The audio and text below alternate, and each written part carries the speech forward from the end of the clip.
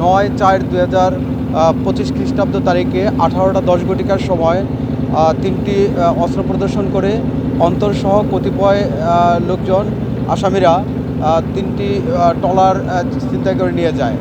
উক্ত ঘটনায় আমাদের মাননীয় পুলিশ সুপার মহোদয়ের নির্দেশক্রমে এবং অতিরিক্ত পুলিশ সুপার সাভার সার্কেল মহোদয়ের তত্ত্বাবধানে এবং দিক নির্দেশনায় আমরা সাভার থানা পুলিশের একটি বিশেষ টিম তাৎক্ষণিকভাবে আমরা অভিযান পরিচালনা করেছি এবং অভিযান পরিচালনা করে আমরা দুটি ট্রলার উদ্ধার করেছি।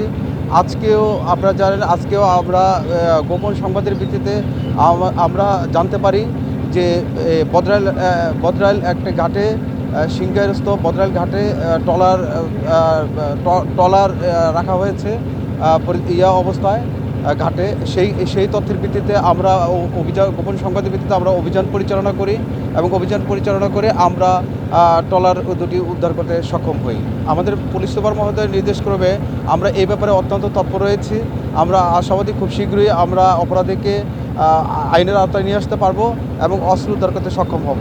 আজকে অভিযানে আমাদের কাছে তথ্য ছিল যে আমরা ট্রলার এবং আসামিও গ্রেপ্তার করতে পারবো, তো আসামিরা ছিল না। আমরা ট্রলার উদ্ধার করতে সক্ষম হই এবং আসামিদের ব্যাপারে আমাদের তৎপরতা রয়েছে এবং আমরা আসামিকে গ্রেপ্তার করতে সক্ষম হব এবং অস্ত্র উদ্ধার করতে সক্ষম হব।